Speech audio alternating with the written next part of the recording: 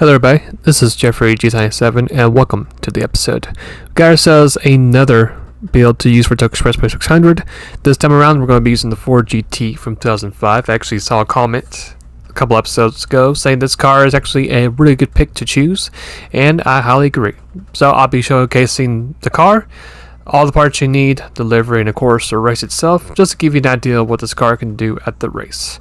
So without any further ado, let's go ahead and jump into the episode. Stage 1 is how to grab the car. It's going to cost you roughly about 460,000 credits just to buy the car, so I would really recommend on either winning at Le Mans or just simply selling a fairly expensive car just to grab this car. Stage 2 is going to be including the wide body modification for this car. Very simple, easy procedure. You just need about 100,000 credits just before you actually do it, and that's going to be it for stage 2. After that, we're going to go ahead and focus on the parts from the tuning shop. So start off with the very first category, the sports. We're going to get ourselves the sport hard tires. For club sports, for the next category, we're going to get power restrictor.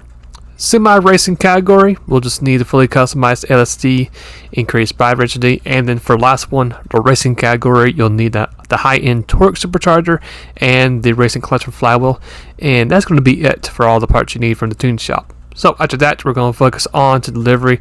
If you guys want to follow me in the game, my profile is right there, Jeffrey GT97YT. That way, if you do see my videos and like to automatically copycat what I'm doing, you could do that rather than just having to manually search everything that I do share.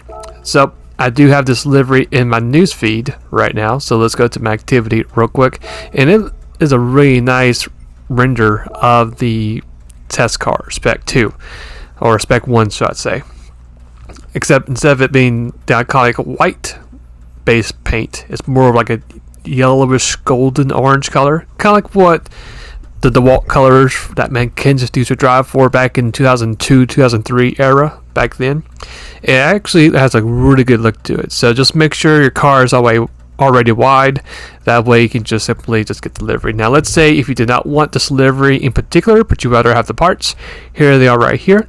Here are the rims to start off with. Just make sure and just follow the directions on the rims. That's all you gotta do.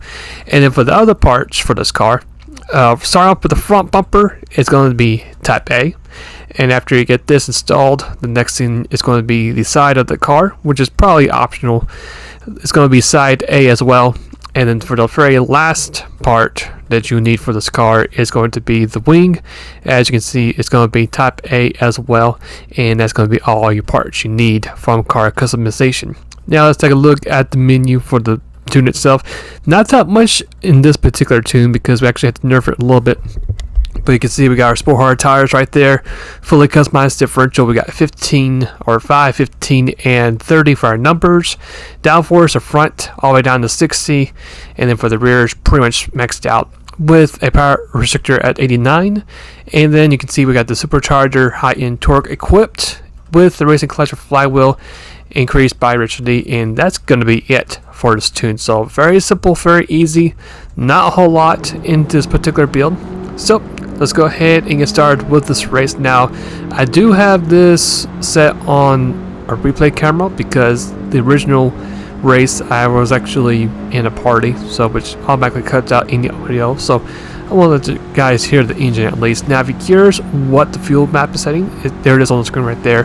Fuel map 1 is going to be your main fuel set for this whole entire race. This car, even though there's not really a list to go by or a number, this car actually does have really good fuel mileage. As a matter of fact, I will simply say that if you probably do it right, if you short shift and maybe go to extreme, possibly map 4, 5, or 6, you could potentially do this run maybe without having to make a scheduled pit stop. That's how confident I am with this fuel mileage, because we were able to go a pretty long way even with map 1 mix. But as you can see by the car, I will go ahead and say that the car is going to be tight. Unfortunately, it's going to have that tight understeer feel, unfortunately, so you really have to grab your wheel and just let that thing turn.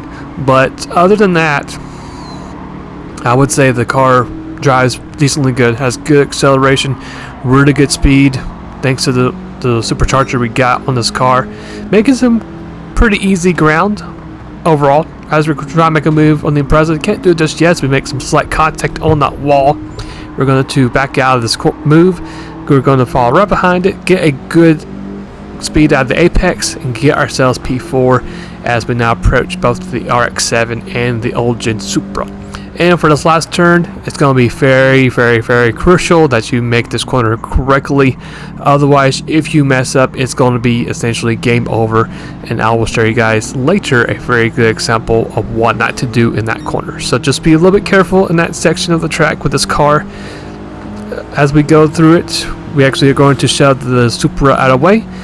And we're going to go ahead and get that nice toe from the RX-7 as well. As we finish up the first lap, not too shabby. We're going to go ahead and grab P2 right the last second and get a 219.7, which is a decently good first lap overall. So fast forward about halfway part of lap 2, we've actually caught up with the race leader pretty quickly thanks to the speed of the car. And we're going to get ourselves a nice run on his left side. We actually got ourselves a really good entry to the corner, and we're going to shut the door on the NSX, and thankfully we're going to keep the lead, even leading to that very crucial hairpin. Got ourselves 2 good consecutive corners, and as you can see right there, we are actually pulling away from the Honda, even though we're coming to this very challenging right hand turn. We're going to brake, left wheel's right at that white line or lip over it, and then we're going to carefully negotiate this last turn. You can just see how late we get to before we actually do put power back of the car, because trust me, if you get too eager with the throttle, you'll pay for it. So here's a prime example. Lap 5, we were on a real hot lap in this particular lap right here, which is quite a shame, but you can see got back on the gas a little bit too eager, a little bit too early, and we can see the car just sways far right. Thankfully we did save the car, but it was quite annoying that we just basically ruined a really, really good fast quick lap. I mean, we're talking about 206s at least, but we're going to go ahead and fast forward to lap 6. This is going to be our official hot lap for this race. I really recommend you guys watching this hot lap, and I'll see you guys when we get to our pit stop.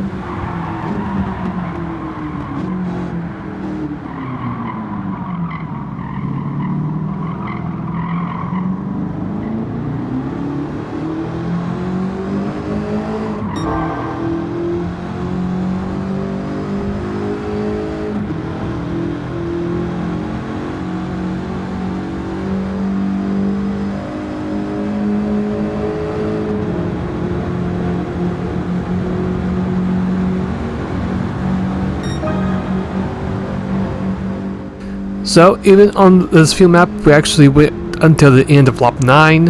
All I'll be doing here is going to basically refuel the car refuel. Now we actually did coast for a little bit, and that's actually without changing any driving behavior or without changing any map setting. We just left it 1 and just went with it. And for our fuel, we're going to do at least a good 37-38% on fuel, and just do a couple more time trial laps, and that's going to be it for the race. Now I would recommend that you actually do go ahead and change your tires, because we actually did had a little bit of tire fallout right at the end of the race, but it wasn't not really too majorly significant. But if you want to get some fresh tires, that's also a good option too. Crossing the line is going to be a 26:06 overall for our race time. That's going to be it for the episode. So here's a quick preview of the next episode, and this is going to be a quick reference guide on what cars to use for this weekly challenge. This is going to be like your last ditch effort. So I'm going to be covering 6 particular cars.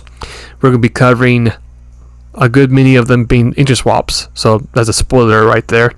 It's going to be the V-Spec R33, the R32 engine swap build, even the K cars like the Honda Beat. We'll be showcasing that on what stages to go for that car. And matter of fact, we'll also be showcasing the Monster Scudo and the Aston Martin VGT DB100, and I'll show you guys all 6 cars on how to find them, if they are available, of course, and what to pretty much go by tuning and settings, and what to expect from them in the race. But hopefully you guys enjoy the episode. Hopefully this forward tune will help you out in that Tokyo race. If not, I'll recommend to save it for Le Mans. Hopefully you guys have a great rest of the day. If you guys have any other builds requests, you're more welcome to put it in the comments below. If you want to check out the last episode, there it is right there. And if you really enjoyed what you saw today, want to go ahead and hit that subscribe button, which would be highly appreciated. Other than that, hopefully you guys have a great rest of the day or night. And I'll see you guys later, and take care.